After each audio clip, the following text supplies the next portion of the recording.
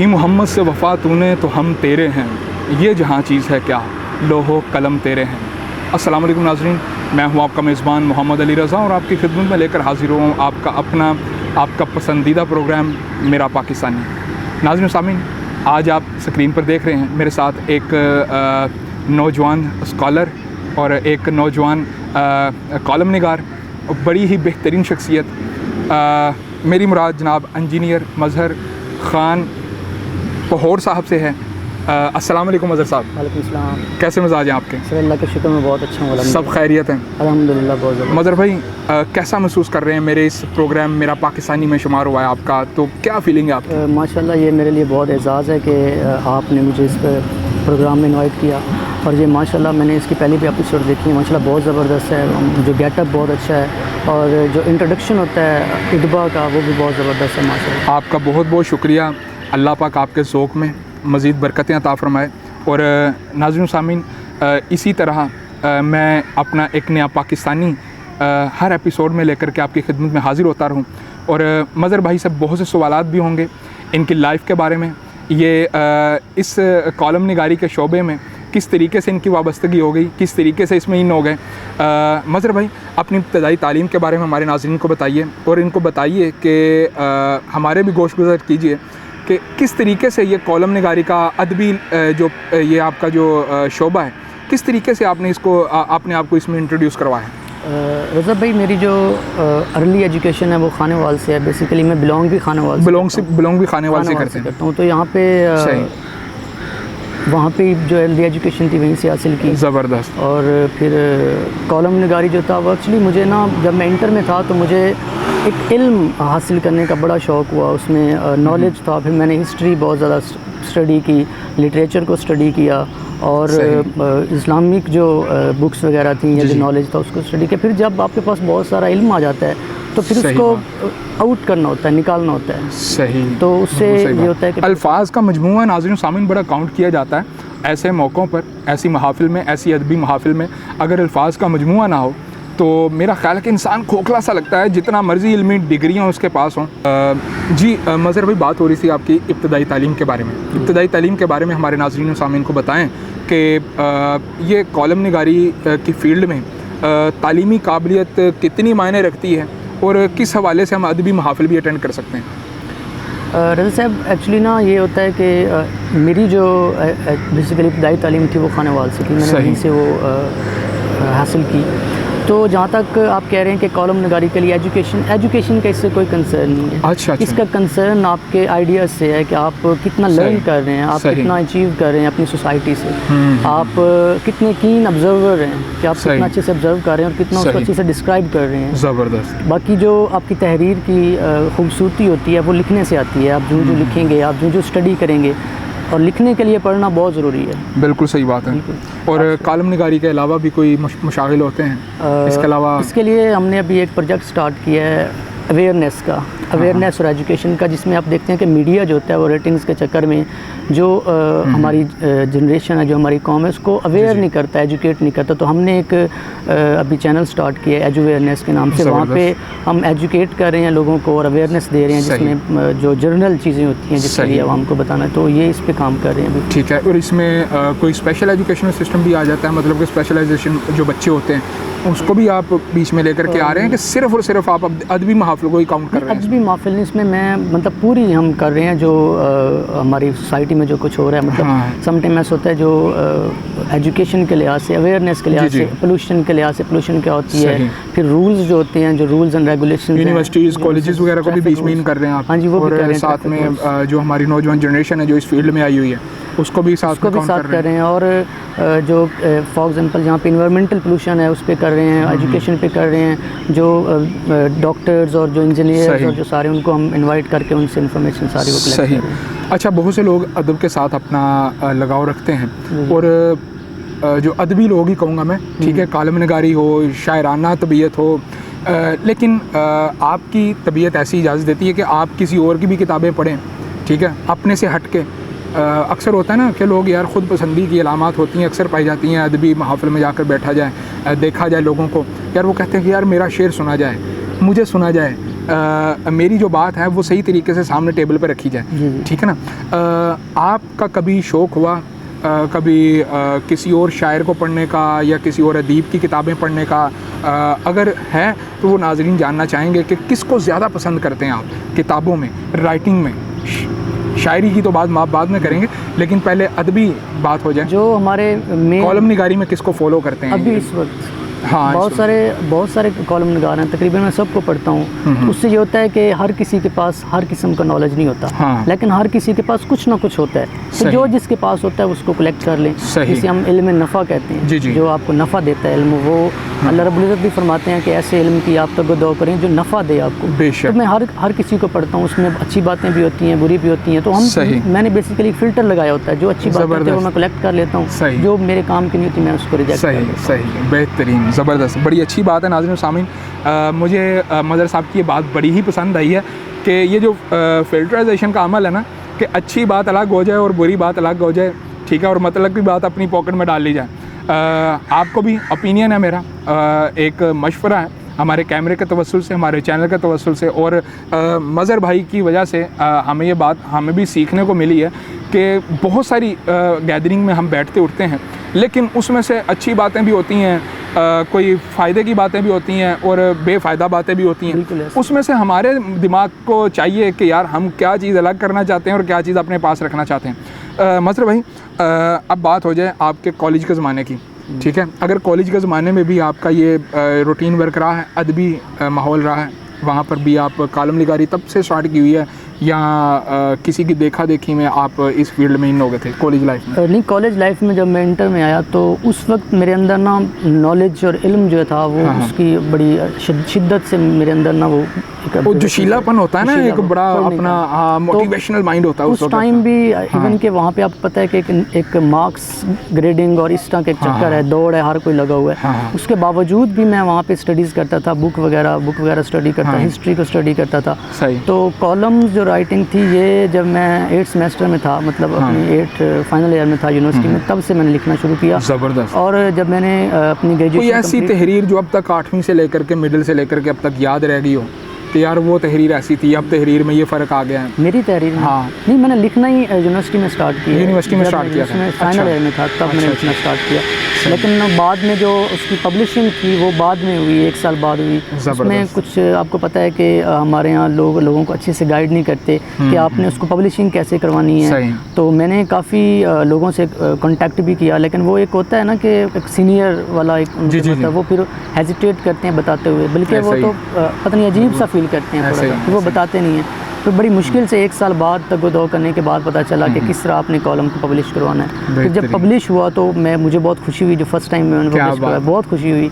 तो उसके बाद फिर मैंने लिखना शुरू किया। फिर एक आपको उसके बाद फिर मुझे अच्छी सी अप्रिसिएशन भी मिली, डेप्रिसिएशन भी मिली। डेफिनेटली अप्रिसिएशन भी होती है, डेप्रिसिएशन भी होती है। तो मैंने डेप्रिसिएशन को भी खातिर में ना लाते हुए लिखना स्टार्ट किया। मैंने कहा, मुझे लोग कहते थे कि तुम्हारे कॉलम से क्या हो जाएगा, तुम क्या कर लोगे, फलां हो जाएगा, डिसाइड करते हैं इस तरीके से मामला। लेकिन वो मैंने स्टार्ट नहीं, क्योंकि कलम नहीं रोका आपने? मैंने कलम रोका नहीं है। क्या बात। जो माशरे में सुधार होता है वो एकदम से नहीं आता, वो ऐसा आपने अपनी शम्मा लाजमी जलानी होती है, चाहे अंधेरा जितना। बेशक, बड़ी बात है। और साथ बात हो जाए शायरी की भी, क्या दिलचस्पी रखते हैं शायरी में, और शायर कौन सा पसंद करते हैं? सुनने में आया था कि आपकी शायरी भी माशाल्लाह बड़ी कमाल है। शायरी भी मैं मतलब की है मैंने, और एक मुसवदा मेरा चोरी हो गया था, तो जिसकी वजह से फिर मैं डिसर्ट हो गया थोड़ा सा, फिर मैंने लिखना छोड़ दिया।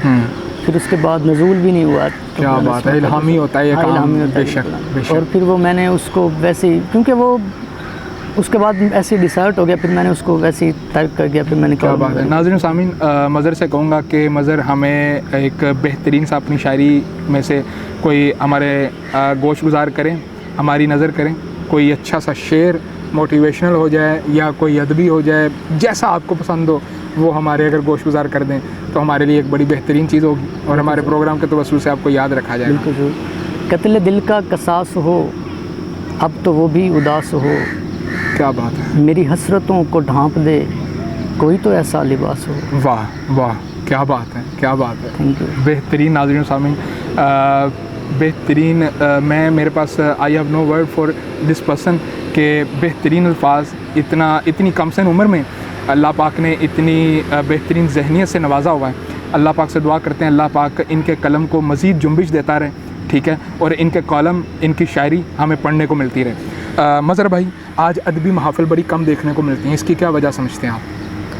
उसमें एक तो रीज़न ये है कि मटेरियलिज्म बहुत ज़्यादा आ गया सही। हमारी सोसाइटी के अंदर। सही। अदब को लोग समझते हैं कि ये बस ऐसे ख्याली से लोग हैं, बेले किस्म के लोग हैं। बिल्कुल सही। तो इस वजह से ना उसको फिर इतनी फ़ोकियत नहीं मिलती। फिर आपको पता है कि वो जो अदीब होते हैं वो कसम कुर्सी की ज़िंदगी गुजार होते हैं। एक तो उनको पास मतलब जो उनकी पब्लिशिंग होती है बुक्स वगैरह की, उनके लिए उनको बहुत सारे एक्सपेंसेस पे करना पड़ते हैं। खुद गवर्नमेंट जो है वो उनको कोई फैसिलिटेट नहीं करती, इसकी वजह से वो फिर ना लोग अपने रोज़ी रोटी के पीछे पड़े हैं। बिल्कुल ऐसे ही। तो होना ये चाहिए कि जो हमारे जो गवर्नमेंट है उसको चाहिए कि कुछ ऐसे इंस्टीट्यूट तो हैं, बट वो एम्पावरमेंट नहीं है उसकी।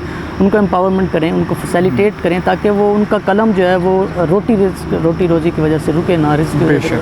आपने अक्सर देखोगा हबीब जालिब साहब जो थे, उनके घर में आटा नहीं होता था, तो रोटी नहीं होती थी, वो उन फाके होते थे समटाइम्स इस तरह। और बहुत सारे ऐसे अदीब हैं, ऐसे शायर हैं, तो जिसकी वजह से उनके जो प्रॉब्लम्स होते हैं वो फेस करना पड़ते हैं उनको। ऐसे ही हमारे बहुत से आर्टिस्ट ऐसे हैं जो कि सफ़ेद पोशी का तबका अपने सर पे ओढ़े हुए बैठे हुए हैं। और हमारी बल्कि हुकूमत पाकिस्तान से गुजारिश है कि खुदा के वास्ते सिर्फ पॉलिटिकल लाइन के लोग ही इंसान नहीं हैं, इस तबके के लोग भी इंसानियत में ही शुमार होते हैं।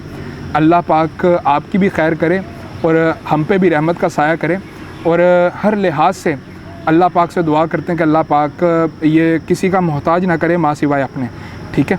तो बहुत से ऐसे हमने आर्टिस्ट भी देखे हैं मज़हर भाई कि जो बेचारे दाता साहब से रोटियां खाते रहें, दाता साहब से लंगर खाते रहें। इस तरीके का मामला है और इस तरीके से सफ़ेद पोशी की उन्होंने ज़िंदगी बसर की है और आज उनको रहती दुनिया तक याद भी रखा जाता है, ठीक है। और वो आए भी सफ़ेद थे और गए भी सफ़ेद थे, कोई दाग अपने जिस्म पर, अपने कपड़ों पर लेकर नहीं गए, ठीक है। और हर लिहाज से उनको अच्छे लफ्ज़ों में याद किया जाता है। बस अफसोस इस बात पर होता है कि मेरा पाकिस्तानी जो है वो यहाँ पर से नाम तो पाकिस्तान को देकर गया, लेकिन पाकिस्तान के हुक्मरानों ने उसके लिए कुछ नहीं किया, इस अवाम ने उसके लिए कुछ नहीं किया। और मज़हर भाई, अपने उस्ताज़ा के बारे में हमारे नाज़रीन को बताइए कि इतना इल्म जो है आपके मजमुआ है, अल्हम्दुलिल्लाह आपके दिमाग में अंबार है अल्फाज का, उस्ताज़ा के बगैर ऐसी मेहनत और ऐसी मुशक्क़त कभी नहीं हो सकती। उस्ताज़ा के बारे में आपका क्या ख्याल है कि उनका क्या किरदार है आपकी लाइफ में? देखिए, अगर मैं यहाँ पे कुछ बोल रहा हूँ, बैठा हूँ, तो ये उस्ताज़ा ही है ना, उस्ताज़ा के बोलना लिखना सिखाया। और बहुत सारे उस्ताज़ा थे जो मुझे मारते थे, तो मुझे उस वक्त दुख होता था कि मुझे मार रहे हैं, लेकिन आज मुझे पता चला है कि काश वो मुझे और मारते। अल्लाह, तो क्या वजह से तो यहाँ बैठा हुआ। क्या बात है, आज मार नहीं प्यार नहीं है सिलसिले का क्या कर दिया है। बिल्कुल, ये एक हमारी इसके ड्रॉबैक्स भी हैं, मेरिट्स भी हैं, डीमेरिट्स भी हैं। बिल्कुल ऐसे ही। तो रीज़न ये है कि हमारी जो हमारी कौम है वो पॉजिटिव्स की बजाय नेगेटिव्स की तरफ ज़्यादा पॉइंट करती है। बिल्कुल ऐसा ही है। तो बेशक वालिदैन क्या किरदार करते हैं, कभी रोका, कभी ये क्या, किस चक्रों में पड़ गए हो, क्या कर रहे हो, किस लाइन पे चले गए हो, कभी ऐसा कभी बोला उन्होंने? एक्चुअली अब्बू जो मेरे वालिद साहब थे वो तो मैं 8th क्लास में था तब उनकी डेथ हो गई थी। तो अम्मी और बाकी जो मेरे मामू वगैरह उन्होंने मुझे काफ़ी सपोर्ट किया। सही। और बहुत ज़्यादा मैं उनका मशकूर हूँ। और बाकी जो पेरेंट्स होते हैं उनके बारे में तो उनका तो कोई नेमुल बदल ही नहीं। बेशक ऐसा ही है, बेशक। और शादी हुई है? नहीं, अभी नहीं हुई शादी। अब अल्लाह पाक से दुआ करते हैं अल्लाह पाक आपके लिए एक बेहतरीन सी दुल्हन जो है वो भी आपको प्रोवाइड करे, ठीक है। और आप अपनी ये जो असल ज़िंदगी है उसकी तरफ भी हैं इंशाल्लाह से। और सियासत में कोई दिलचस्पी रखते हैं? सियासत में तो नहीं है, बल्कि अलबत्ता सहाफ़त में जो है वो तो आपको पता ही है। सही। अगर मिसाल के तौर पे अगर सियासी मामलात में अगर दिलचस्पी होती तो आपको कोई पाकिस्तान का कोई अच्छा सा ओहदा दे दिया जाता हुकूमत पाकिस्तान की तरफ से, तो आप पाकिस्तान में कौन सा ऐसा जो प्लेटफार्म है जिसको दुरुस्त करने की कोशिश करते हैं? Education system. हाँ जी। वाकई हमारे यहाँ पाकिस्तान में एजुकेशन सिस्टम की बहुत ज़्यादा कमी है। हमारे स्कूलों का नाज़रीन सामीन कोई हाल नहीं है, हमारी यूनिवर्सिटीज़ का कोई हाल नहीं है। और मैं माज़रत ख़्वाह, यहाँ पर मज़हर साहब भी माशाल्लाह इल्मी शख्सियत हैं और साहिब इल्म शख्सियत मेरे सामने माशाल्लाह मौजूद हैं। और आजकल को एजुकेशन सिस्टम ने भी काम बड़ा जो है ना डिस्टर्ब करके रख दिया है। ठीक है। को एजुकेशन सिस्टम भी बड़ा काम ने बेड़ा गर करके रख दिया तालीम का, सिर्फ़ और सिर्फ अयाशी, फहाशी और उरियानी की तरफ और बिज़नेस की तरफ एजुकेशन सिस्टम को इसका रुख जो है एजुकेशन सिस्टम को बिज़नेस की तरफ फेर दिया गया। और अल्लाह पाक से दुआ करते हैं कि अल्लाह पाक हमें वाकई में जो असल इस्लाम था उसकी तरफ लेकर के आने की कोशिश अता फ़रमाए और हर लिहाज से हमें इससे दूरी अता फ़रमाए। असल जो बात है, ठीक है, बीइंग अ मुस्लिम मैं तो यही कहूँगा कि बहुत सी ऐसी रवायात भी मिलती हैं कि जहाँ पर को एजुकेशन सिस्टम को इनकारी ही है, ठीक है। लेकिन मज़हर भाई से बातें जारी हैं ज़िंदगी में। जी जी जी, मैं एक्चुअली थोड़ा सा बताना चाह रहा था, जो सिस्टम है हमारी सबसे जो रीज़न्स है, आपने देखा होगा कि हम पूरी दुनिया में कंज्यूमर के नाम से जाने जाते हैं। हाँ बिल्कुल ऐसा, हम प्रोड्यूसर नहीं है। उसकी रीज़न ये है कि हमारा जो एजुकेशन सिस्टम है वो जहालत की इंतहाई घटिया सिचुएशन में फंसा हुआ है। हमारे यहाँ जो एक स्टूडेंट होता है या एक जो बंदा होता है उसकी काबिलियत नहीं चेक की जाती, ऐसा ही है। उसका हाफजा चेक किया जाता है कि वो चीज़ों को अच्छे से मेमोराइज़ करके कितना ट्रांसफ़र कर सकता है पेपर के ऊपर। वो ऐसे ही करता है कि जो आप देख लें, अब 1100 में से 1050, 1090 इतने मार्क्स होते हैं, लेकिन कोई भी क्रिएटिविटी नहीं है, कोई इन्वेंशन नहीं है, कोई कुछ नहीं है। उसकी रीज़न सिर्फ ये है कि ये जो हमारा सिस्टम है ये बेसिकली रटे को प्रमोट करता है और ये हाफजे को जज करता है कि अगले बंदे का हाफजा कितना है, उसके अंदर कैपेबिलिटीज़ कितनी है, एबिलिटीज़ कितनी है, उसके अंदर क्या। हम ये भी कह सकते हैं कि आज हमारे पाकिस्तान में अगर कोई नौकरी लेने जाता है तो उसकी डिग्रीज़ को देखा जाता है, उसकी काबिलियत को नहीं देखा जाता। डिग्रीज़ को भी कोई नहीं देखता, आजकल रेफरेंस देखते हैं। रेफरेंस देखता बहुत, आपने ये भी बड़ी पर इससे भी बढ़ के बात कर दी, ठीक है। डिग्री शिग्री तो वाकई नहीं देखते, आज देखते हैं कि यार किसकी सपोर्ट हो रही है, इसको कौन से बड़े बंदे का हाथ है इसकी पीठ पे कि यार उसको सपोर्ट किया जाए। खैर लम्हा फ़िक्रिया है। अच्छा अपना मज़हर भाई, ज़िंदगी में सबसे अच्छा क्या लगता है? ज़िंदगी सबसे अच्छी लगती है। ज़िंदगी सबसे अच्छी लगती है, यही आंसर है? यही आंसर है। हाँ, क्या बात है। अल्लाह पाक से दुआ करते हैं कि अल्लाह पाक आपकी ज़िंदगी में मज़ीद और रंग बिखेर दें और हर लिहाज से आपको बल्कि हमारे लिए मज़ीद कॉलम लिखने की तौफ़ीक़ रफ़ीक़ अता फ़रमाता रहे। हुकूमत पाकिस्तान को कोई पैगाम देना चाहें जिससे हमारी अदबी महाफ़िल बेहतर हो सकें या कोई इसमें कोई और मज़ीद तब्दीली आ सके और अच्छाई का मौका हमें मिल सके, दोबारा अलहमरा हाल में उसी तरीके से महाफ़िल सजा करें, पाक टी हाउस में भी उसी तरीके से गैदरिंग हुआ करें, क्या कहना चाहेंगे हुकूमत पाकिस्तान को? एक्चुअल जो अदीब होता है ना, वो आपके मुआशरे की नब्ज़ होते हैं बेसिकली। वो उसको डिटेक्ट करते हैं आपके मुआशरे में क्या क्या बुराइयाँ होती हैं, क्या क्या मज़ालिम हो रहे होते हैं। तो जो अदीब होता है उसका काम उसको हाईलाइट करना होता है। तो जो गवर्नमेंट होती है उसका काम उसको इम्प्लीमेंट करना होता है, उसका तदारुक करना होता है। तो गवर्नमेंट पाकिस्तान से ये अपील है कि जो कॉलमिस्ट हैं या जो राइटर्स हैं वो जो इस चीज़ को हाईलाइट करते हैं काइंडली उस पर थोड़ा सा इम्प्लीमेंटेशन करना चाहिए और ताकि वो उसका जो असल इफ़ेक्ट है वो आवाम तक पहुँचे और कौम तक पहुँचे। तो और दूसरा वो मैं बता चुका हूँ कि जो हमारे राइटर्स होते हैं एटलीस्ट उनको प्रमोट करना चाहिए, उनको असिस्ट करना चाहिए ताकि उनके जो प्रॉब्लम्स हैं वो इजीली डिटेक्ट हो सकें और उसको रेक्टिफाइड हो सके। बहुत अच्छी बात की। नाज़रीन सामीन, हमारे प्रोग्राम का वक्त जो है वो ख़त्म हुआ चाहता है। इंशाअल्लाह मज़हर भाई के साथ बड़ा ही आज का बेहतरीन नशिस्त रही है। इंशाअल्लाह एक नए प्रोग्राम में एक नए मेहमान के साथ और एक नए मौजू के साथ इंशाअल्लाह आपकी खिदमत में आपका मेज़बान मोहम्मद अली रज़ा फिर से हाज़िर होगा। तब तक के लिए अपने मेज़बान को और मेरे मेहमान को इजाज़त दीजिएगा। अल्लाह निगहबान। अस्सलामु अलैकुम। पाकिस्तान जिंदाबाद।